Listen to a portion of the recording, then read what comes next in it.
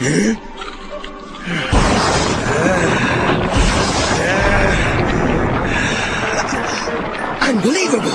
I feel great! And we are live now with Hadyn Wiseman, if I pronounced that correctly. I hope. That's right.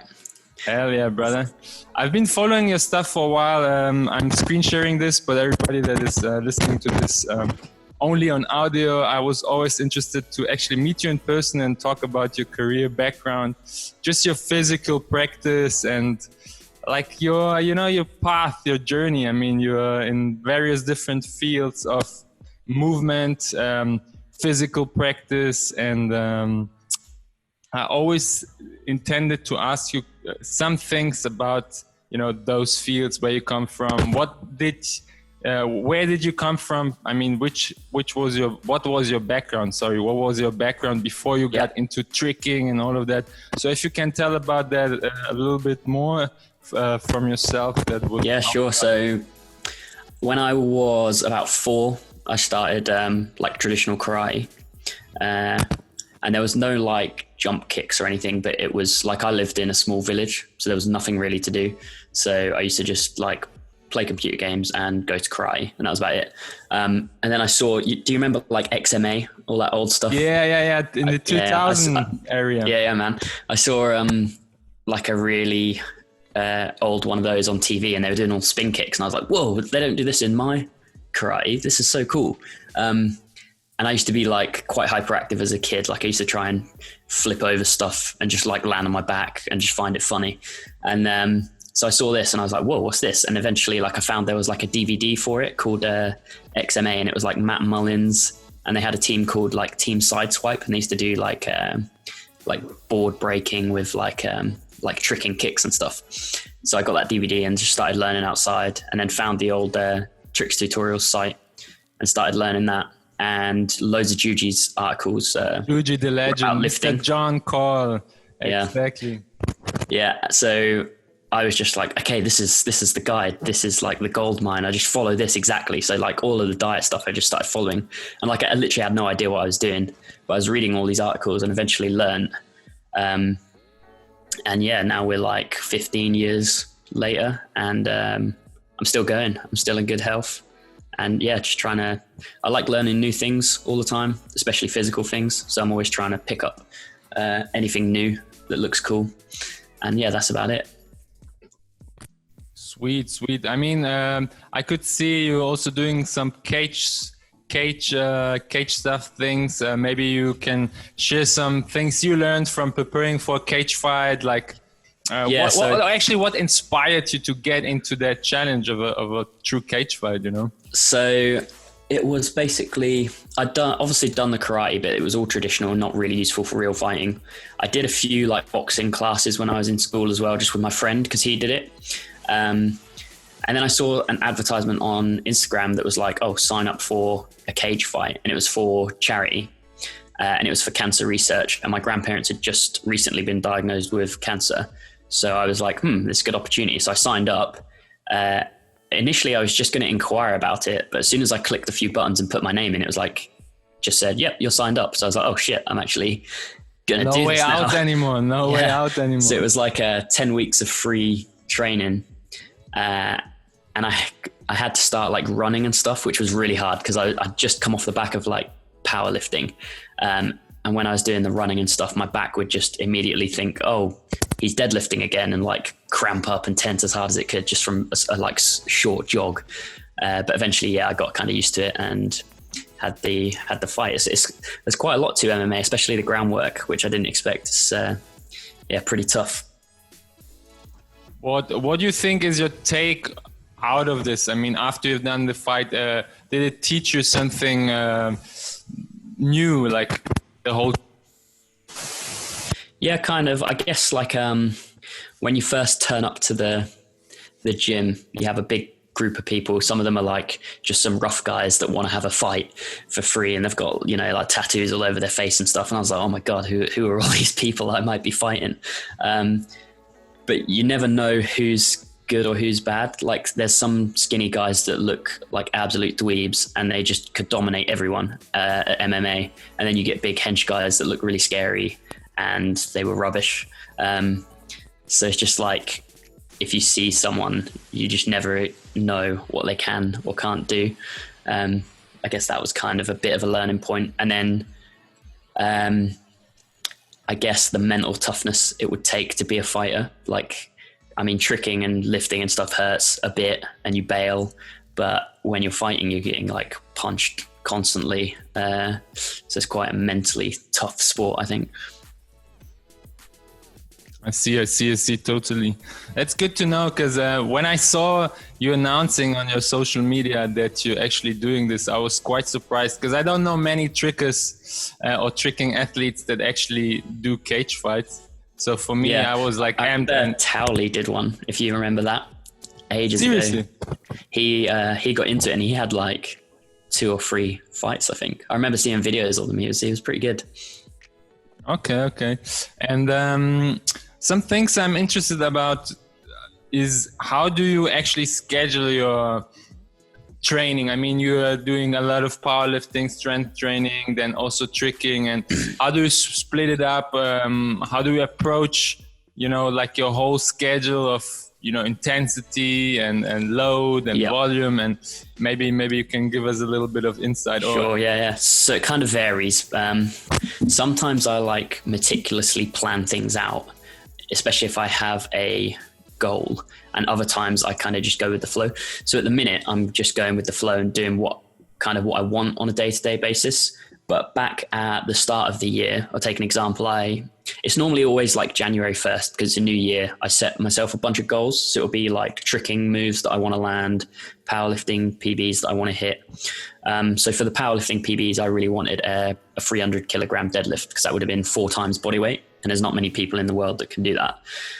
So I basically just researched loads of deadlift programs and then found one that looked like it would fit the way I like to train, modified it a little bit, and then just kind of stuck to it religiously.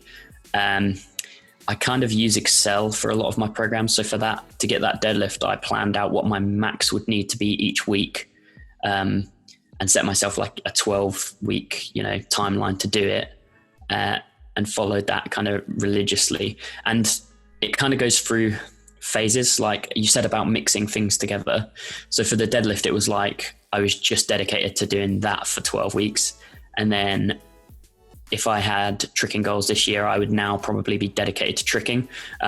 Those have fallen off the radar a little bit because of lockdown. So no gyms are open. So I don't want to be trying like double flips and stuff on grass too much. And things like that. So I essentially periodize it. I think I've got a video about it that roughly goes through it all, which is basically I will just dedicate myself to one thing at a time. Because if you mix everything at the same time, it's really hard to progress. But if you focus on one thing for a few weeks, you can get quite good at it. Have a break while you focus on something else and then come back to it. I find that the easiest way for me. And I mean, let's say you have some tricking goals.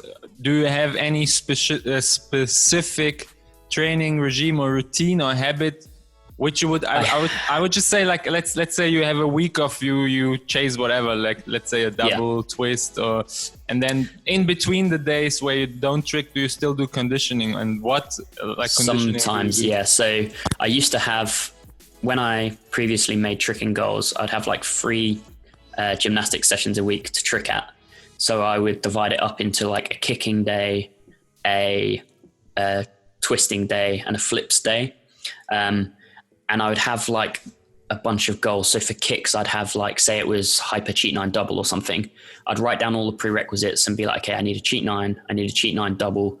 I need a cheat 9 double kind of landing on both legs, just ready to do the hyper. And I would kind of think how long it would take me to land the final trick. And the first week I would just practice cheat 9s for like a portion of the session and then another trick. And I'd do this with all my kicking goals, and then the same in the twisting session and the flip session. And then on the other days, I'd probably do like 1 day lifting in between, but not very high volume. So I'd do quite high weight, but low reps, because that would keep the strength there. And then I might kind of do a little bit of stretching in the other days, but I don't focus on it too much because tricking would be the main goal. I don't want to like be tired for the tricking sessions. So I'll go really light on the other days. And if I don't feel like training, then I wouldn't, but I would never ever miss the tricking sessions or what the goals are. And how much hours per week would you spend on, or do you spend conditioning and tricking? I mean, is there like an average, or it just depends on the goal you set yourself? Yeah, it depends on the goal and the time of year. So say I was tricking 3 times a week, each of those sessions would be an hour and a half. So that's 4.5 hours tricking. I'll probably spend probably like 4 hours in the gym outside that. And then everything else is fun. The main thing I find with training is like, it's good to have a plan and have your goals, but you still need to have fun. So I always set the goals what I want and I have fun trying to get to them. If it ever gets boring, it's really hard to be motivated to get them. So like right now I'm finding skateboarding really fun because I used to do that when I was a kid and I haven't done it for ages. So I'm going out most days for like 3-4 hours, just skating around the park with my friends. And although there's no specific goals with that, it's really good like ankle conditioning and just riding around having fun. I'm doing so much cardio without even like realizing I'm doing it. And if that gets boring, obviously I'll just do something else. Would you say your ability as an athlete comes to one thing also that played a role is that you did a lot of different things, you know, just to develop a general physique, a general capable physique, you know, that is adaptable to the things that are demanded from it. I mean, because when I look at your stuff, it really looks like you really spent mastering one field and then you can put it together and everything supplements each other. What do you think? Yeah, kind of. So like I said, I'm just mainly trying to have fun with everything, but everything does end up complementing each other. Like if I do calisthenics and tricking, like they kind of complement each other just because you have a bit more body control and stuff like that. I could probably do a lot more things where I mix things. Like there's a guy that does loads of flips onto a skateboard and things like that. That's just reminded me because you've got the Instagram page up. And yeah, I could mix them a lot more. But yeah, so say the first part of your question again, because your mic broke up a little bit for me. Sorry, the thing I'm just thinking about, you know, that you just mentioned like ankle conditioning. I mean, that skateboarding is kind of some ankle conditioning too. That's just one topic I wanted to talk about today too, because I had some ankle issues, and I remember an old tutorial from DOGEN. Yeah, I remember Titanium ankles. He had a load of good tutorials back in the day. Yeah, I can recommend that everybody that is listening to this audio to check it out. All the links from your profile, your Instagram, and the stuff I showed will be in the description.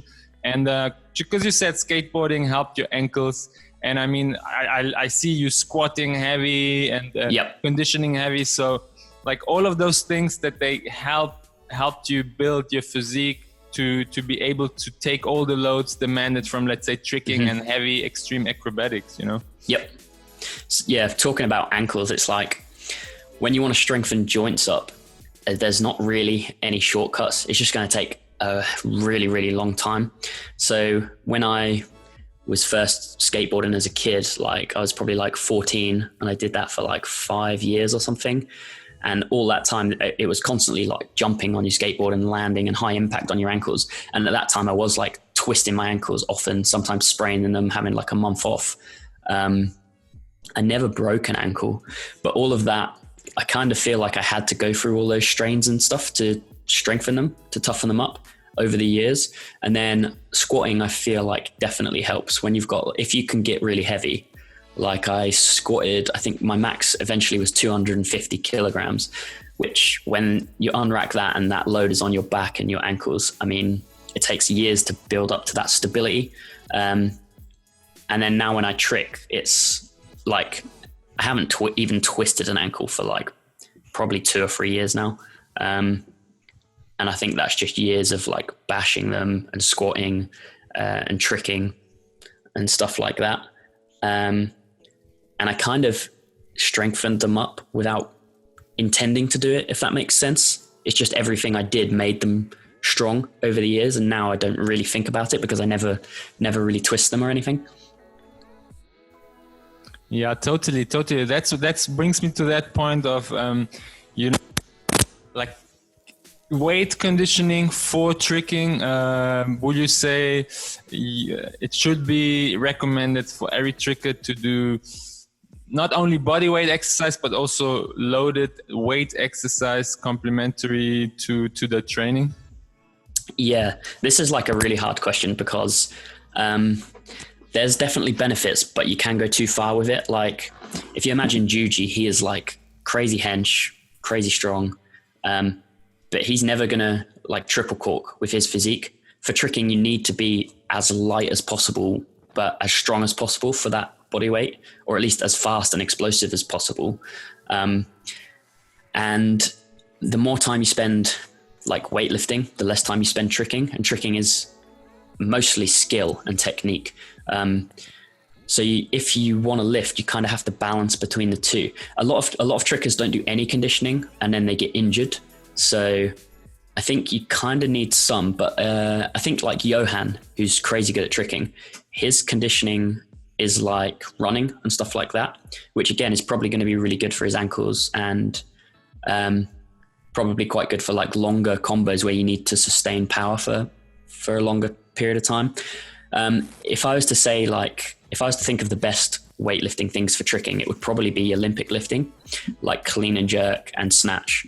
And if you look at like the guys that do that in the Olympics, they have weight classes where guys can be down to like 60 kilos body weight. If those guys started tricking, they'd have such a big advantage of learning at the start, just because they can all jump so high. I think they did some test on like each Olympic athlete did like all of the other sports, and I think weightlifters scored the highest just because generally they could jump highest, throw furthest. Their bodies are just so explosive. And those two movements, clean and jerk and snatch and clean and jerk, they're so explosive. And when I concentrated on those lifts, I noticed my jump got like way higher, and everything was faster and more explosive. But the problem with those lifts is they take a really long time to learn.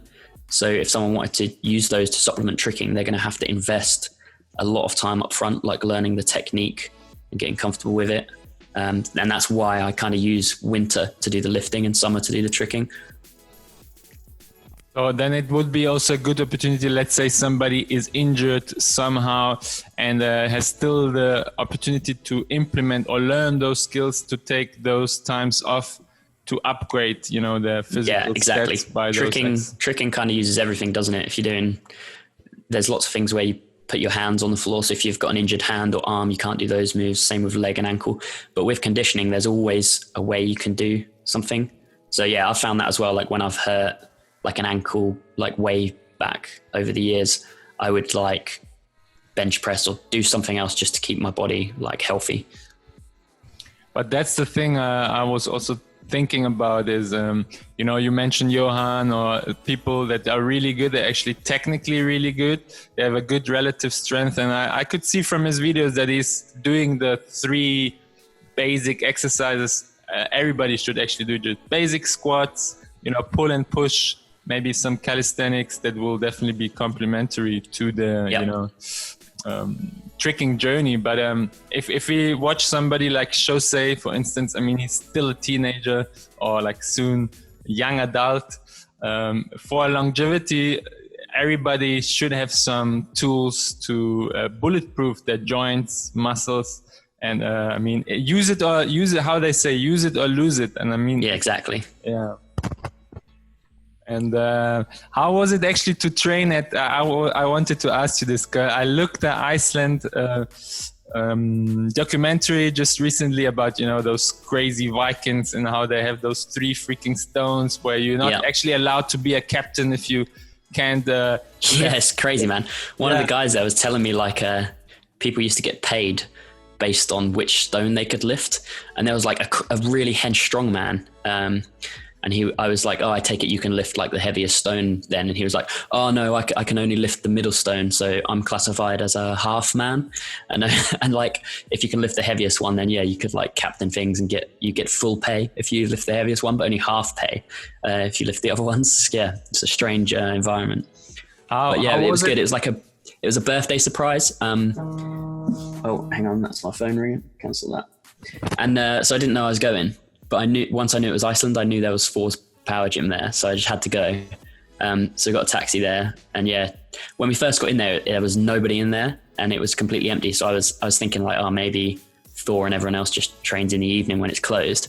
But yeah, I started deadlifting and they all just rocked up, and it was like a max deadlift day for Thor. So I was super lucky, got to see that. Damn, how was the energy? How is the mindset from those guys out there? And just if you compare it throughout your other years of physical practice, do you find any similarities of, the approach of how to break things, how to attack things? Yeah, so with all these guys, because it's such a specialized gym, all the guys in there are like really dedicated, and like their life is like strongman. So they were like super eager to teach me all this new stuff, like the one arm dumbbell lift and the log press. And they proper go in depth with the technique. It's almost like going to a tricking gathering, but for people that lift. And then if you go to like a normal gym, like where I go back home, you get some people in there that like, not everybody knows what they're doing. And some people are doing, silly exercises. And this is like almost like a little club where everyone's in like the same group. And yeah, it was a really good atmosphere. Like the elite of the elite, basically. Yeah, really, exactly. Like committed to that one thing. I see. That's nice to hear, man. Like that's really what I wanted to know. And anything about nutrition you feel like sharing, or you can take out of the whole years of doing all of different things, like muscle gains and so with lean nutrition, mass. My opinion is that like there's never going to be a right answer, and no one's ever going to really know. Like there's however many diets. You got keto diet, vegan diet, carnivore diet, even all these diets. And probably for some people, one would work really good and another would not work very well. And you never know. It's like such an individual thing. And there's so many fads that come out with diets that people jump on. The way I see it, everyone knows what's healthy and unhealthy. Like everybody knows like you shouldn't live off of donuts and crisps. And if you did, you'd probably be pretty unhealthy and unathletic. I kind of like to eat foods that just have one ingredient. So I'll eat like rice and steak. So rice has one ingredient, steak has one ingredient. Sometimes I'm not strict with it. I do treat myself a lot. But other times when I'm training or have a goal, then I'll be more strict and like prep my food. And I don't think any one diet is really superior to another as long as you're generally healthy. I think the exercise makes a bigger difference, because there's been times where I've not cared about my diet and I've still made similar progress to when I have cared about my diet. So I don't think it makes too much difference to performance, but I think it does make a difference to general like health. And some recovery habits and rituals you definitely not skipping, because you find them crucial for your progress and just general well-being. Yeah, so I think the best thing for recovery is like active recovery. If you can get like some blood flow to the areas that need to repair, you're just shuttling more nutrients to them to do that. A lot of people like foam rolling and massages and stuff like that, and that's nice, but it's probably not as good recovery as if you just went for like a 20-minute walk and got some blood moving. And I've heard that from a lot of like really high level athletes and powerlifters as well. Like if you take Clarence, for example, he doesn't even warm up, like he doesn't foam roll, he doesn't stretch. His stretching is like doing the Olympic lifts, and he'll start with the bar and then 40 kilos and move up slowly, and that's the warm up. And then on days where he needs to recover, he will just do the same again, but much lighter, just so he's getting some blood flow around. So again, a lot of stuff in the fitness industry to do with recovery, I think is just like not that important, or is not going to make that much difference. So basically you can spend the time on other things that will truly improve. Yeah, I mean, I remember Jujimufu telling about light sessions. You take like different zones, and then let's say we talk about tricking. I mean, that what connects us really strongly. Yeah. I mean, our background in tricking events and just the whole passion around it to be an underground athlete and warrior is that you can take light sessions where you just train setups, very light, move your body, you know, get your heart rate up, and just have like a light movement session instead of just not doing anything. There was actually a time when I could go to the gym 5 times a week, and I tried it. So I tried to trick every day, and like after 3 days I was like aching a lot, but I still wanted to keep going every day just because I could. So I'd have like a light session, and when I'd come back the next day, I'd feel almost completely refreshed sometimes, and your body just gets used to it. Like if you only trick twice a week, that's what your body's used to and what it will be able to do. Whereas if you push it to 5 times a week, at first it will be a bit hard, but you soon adapt, and then it became really easy, and I was progressing really fast when I did that. So yeah, it's kind of just what you get used to, and yeah, mixing in light sessions with the heavy sessions, I suppose. Yes. And one last thing I wanted to ask is your motivation to actually do those tutorials. I mean, I've seen you do a lot of tutorials and just get into the whole YouTube game. What brought you into YouTube and document? Yeah, so I don't have that. I wish I had more time for YouTube because I work like a full-time job, sometimes like 40 plus hours a week, and then I'm training after that. So making YouTube videos is kind of quite low priority, but I still want to do it. The way I see it is like I have all this knowledge, so I might as well try and give some back. And a lot of people ask me how to do that. And if people see tricking out in the park, they're always like, whoa, how do you do that? So it's kind of my opportunity to give a little bit back. A lot of videos don't get many views, but that's fine. If they're helping some people, then I feel like it's still worth it. And a lot of the comments are like, wow, I actually learned this move from your video. So yeah, that's for me, that's great. No, totally. I can relate to that. If it helps one person, it's better than helping no one at the end of the day. And just watching that hooked footage is something I wanted to ask. What was your so far most favorite and hyped event you went to in terms of tricking? Yeah, this is an easy one. I think I like hooked because there's so many people and you get to see everyone. But for me, it's too busy almost. Like I always feel like there's someone amazing on the floor and I just want to watch, so I don't get as much training time in. But there was a gathering in the UK that was Body Power. So Body Power is like a fitness expo, and people go there to see all these famous fitness people and queue up. But somehow one of the UK trickers got a slot where we could be like VIP guests, and we set a sprung floor up in there. So there was like probably 30 of us. It was like a small UK gathering. And because it was a fitness expo, you could just walk around and grab like as much pre-workout as you want and protein as you want. So we'd just trick for ages, go grab a load of protein and stuff, come back and trick. And then in the evening, we slept in some other gym, which was like an apparatus gym. So it was basically just a huge foam pit with gymnastics bars and everything else, and a huge trampoline. So in the night, people were just throwing like triple flips off the trampoline into the foam pit and stuff like that. And we had like games consoles and pizzas and things like that. And because I like all the fitness stuff as well, yeah, that was the gathering for me, I think. Body Power, I think I remember that event because Chris Bozzy Bostock, he made a sampler from it, if I remember correctly. But I do. Yeah, he was there. So mentioning supplements, pre-workouts and stuff, do you have any recommendations or stuff you like to use still to this day and can recommend everybody? So for the viewers out there, most supplements are a myth. A lot of them are not really going to do anything as long as you have your diet in check. There are a few supplements which do definitely work. So caffeine, for example, is one. If you shove down a load of caffeine or pre-workout, 100% that works and has an effect. Another one is creatine. That's the most studied supplement and definitely works. And then I don't know whether I'd class whey protein as a supplement or a food, because it's just like powder from milk basically. So it's kind of like a food. And if you get enough protein from your diet anyway, you don't need it. If you don't get enough protein in your diet, then it's an easy way to get it. But those are the only ones I really use. Occasionally I'll use, so I got shin splints from tricking and I was trying to find a way to recover from that.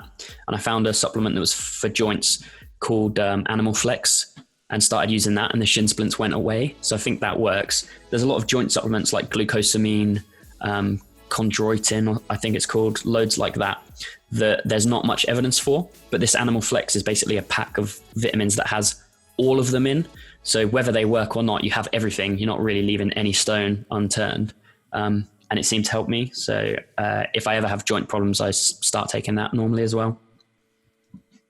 Because I saw also a lot of promotional stuff now, you know, every year there's something new coming out and a new trend, a new hype.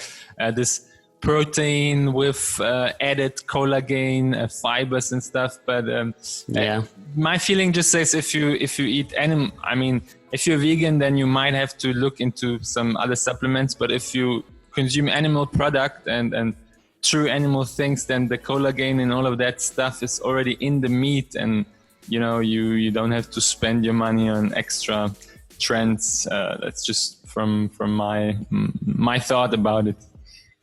Yeah, I agree. I think if you get a mix of everything from your diet, it's probably the best way to go. If you're vegan, it's doable, but you have to plan a lot more, and most of them don't. Most vegans will say they do, but they don't. But yeah, I agree.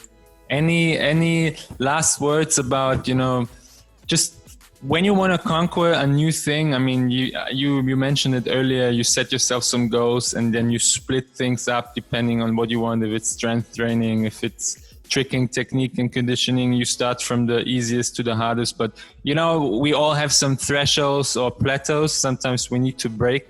Do you have any mental tricks or any strategies you find very beneficial from your side to break some plateau or some things you couldn't break before, and then really crush through it, like something that you... Yeah, I would say if you're going to set goals, firstly, like write them down and make them actually realistic. Like if I'd have set a goal to do a 300 kilogram deadlift, for example, like years ago, I would have felt like I was failing constantly.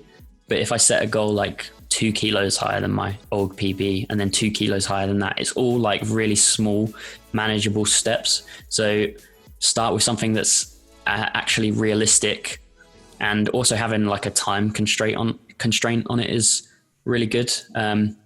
It's very easy if you have like a goal but don't set a time limit to just be like, yeah, you know, I can work on that next week. But if it's condensed into like a 12-week period, I feel like that's a time period where you can definitely commit to something and see the progress. And then the final tip would just be to make sure you're having fun with it. If you get demotivated and don't want to do something, don't stay committed to it just because you wrote it down and that was your goal. Things can change over time. And I guess life's just about having fun. So focus on that as the main priority. Man, I really appreciate the insights you gave, and just the exchange we could have. Even we never met in real life through this whole thing. Hopefully we will at some point. Hopefully we will. Yeah, hopefully, yeah.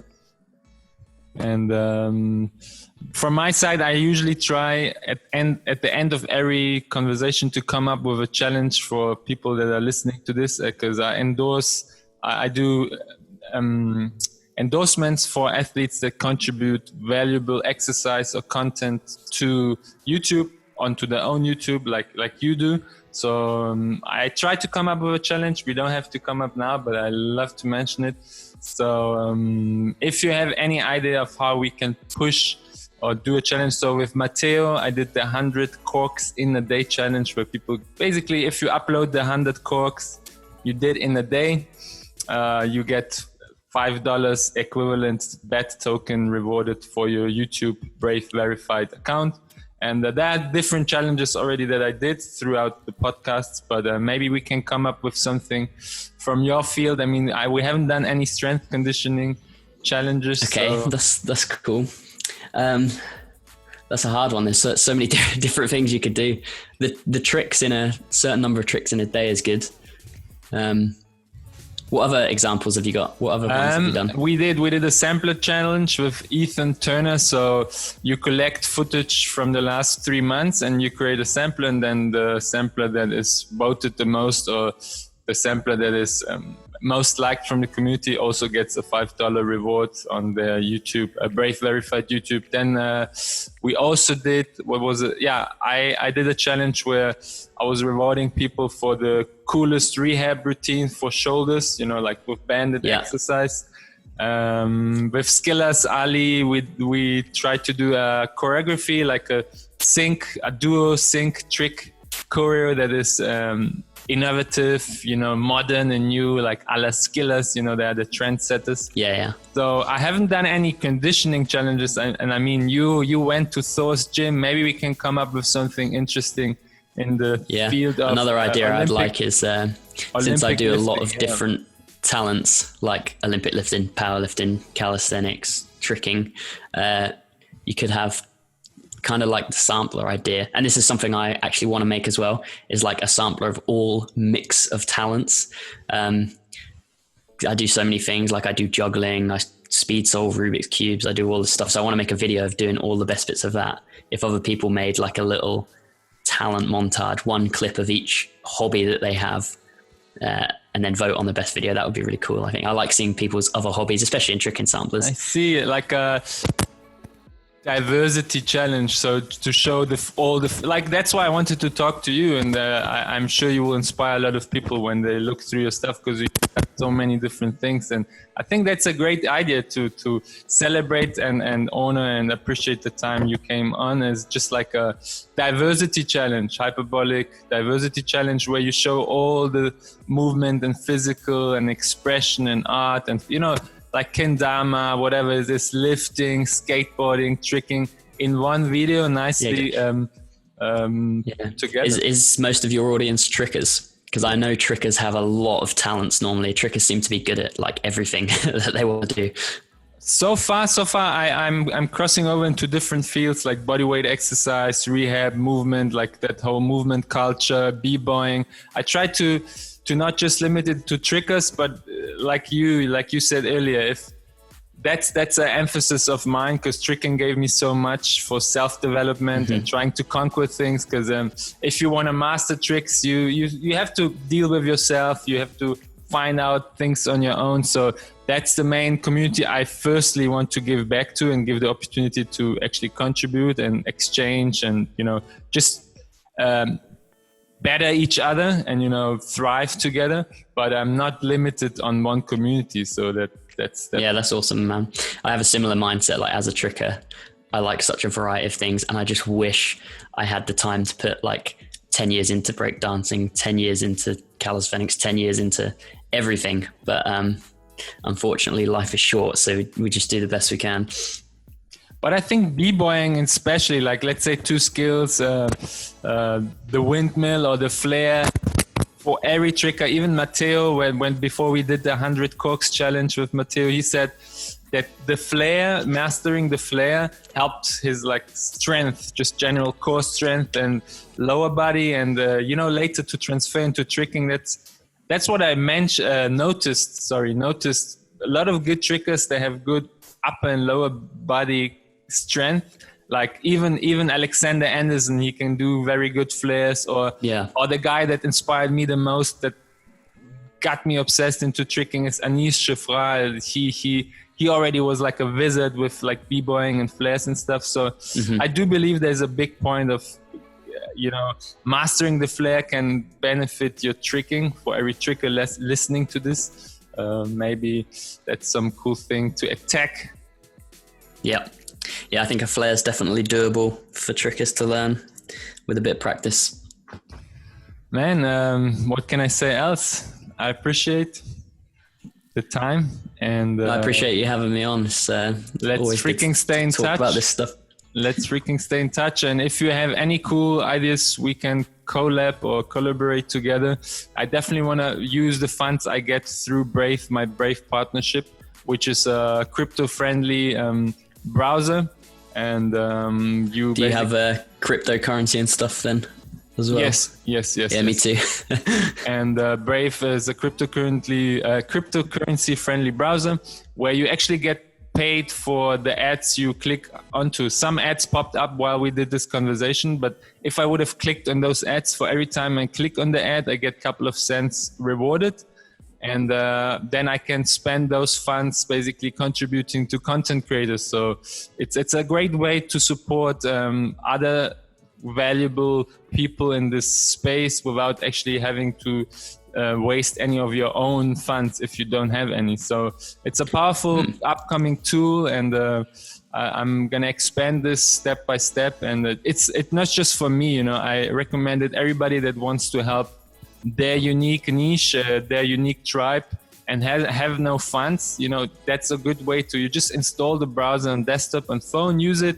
You collect those tokens, and then you can send them to anybody you appreciate, or support a project, support an athlete, support people that travel, clothes, whatever, you know. You can just help others without really hurting your own pocket, really, you know. If you yeah, awesome, man.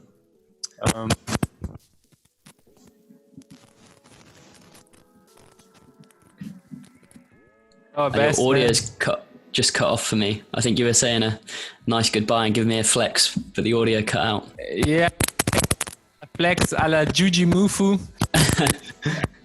athlete, and we're gonna keep this whole decade hyperbolic exchange with each other. Let's see what we can come up to in the future.